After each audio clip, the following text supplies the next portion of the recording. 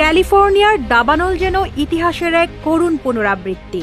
মনে পড়ে ১৯৪৫ সালের সেই বিভীষিকাময় দিনগুলোর কথা, যখন যুক্তরাষ্ট্র পরমাণু বোমা ফেলে ধ্বংস করেছিল জাপানের দুই শহর হিরোশিমা ও নাগাসাকি। বিস্ফোরণের তীব্র আগুন, ধোঁয়ার কালো মেঘ আর মৃত্যুর করাল গ্রাসে মুছে গিয়েছিল সভ্যতার চিহ্ন। আজ ক্যালিফোর্নিয়ার আকাশেও সেই একই ধোঁয়ার কুণ্ডলী। দাবানলের আগুন গ্রাস করেছে শহরের পর শহর, জ্বলছে বন, ধ্বংস হচ্ছে ঘরবাড়ি। বাতাস ভারী হয়ে উঠছে ছাইয়ের গন্ধে, আর প্রকৃতির সেই ভয়ার্ত চিৎকার যেন কানে বাজছে হিরোশিমা ও নাগাসাকির আর্তনাদের মতো। বাসিন্দাদের মতে ক্যালিফোর্নিয়ার দাবানলে পোড়া লস অ্যাঞ্জেলেস যেন এক রূপান্তরিত যুদ্ধক্ষেত্র। শহরটির চেহারা এমনভাবে বদলে গেছে, মনে হয় যেন এখানে পরমাণু বোমা আঘাত হেনেছে। রাতারাতি পুরো শহর ধ্বংসস্তূপে পরিণত হয়েছে, ঘরবাড়ি গুঁড়িয়ে গেছে। লাখো মানুষ ঘরছাড়া হয়ে এখন আশ্রয়ের খোঁজে দিশেহারা।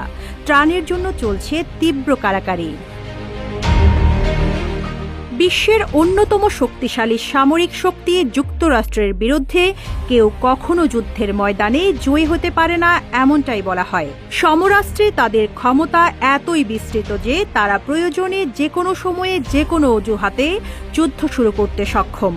ইরাক, আফগানিস্তান, সিরিয়া এমন মুসলিম দেশগুলোর ওপর যুক্তরাষ্ট্রের অস্ত্রের আঘাতে পরিণত হয়েছে ধ্বংসস্তূপে।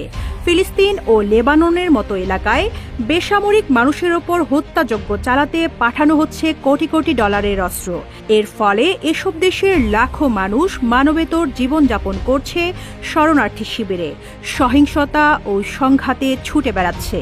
খাদ্য ও নিরাপত্তাহীনতায় চরম দুর্ভোগে দিন কাটাচ্ছে শিশুরা। বহু শিশু প্রাণ হারাচ্ছে সামান্য খাবারের জন্য।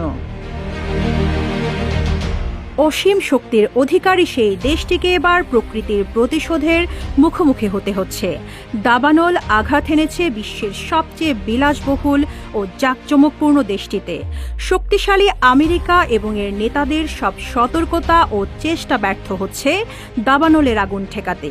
সর্বাধুনিক প্রযুক্তি ও কোটি কোটি ডলার খরচ করেও আগুনের তীব্রতা শান্ত করতে পারছে না দমকল কর্মীরা। ক্যালিফোর্নিয়ার প্যালিসেডসে দাবানলে পুড়ে গেছে প্রায় ৩৯,০০০ একর জমি। আগুনের গতির তীব্রতায় অঞ্চলটিতে আগুনের টর্নেডো সৃষ্টি হয়েছে জানিয়েছে প্রশাসন। এই অগ্নিকাণ্ডে ১২,০০০-এর বেশি স্থাপনা সম্পূর্ণ ধ্বংস হয়ে গেছে এবং ক্ষতির পরিমাণ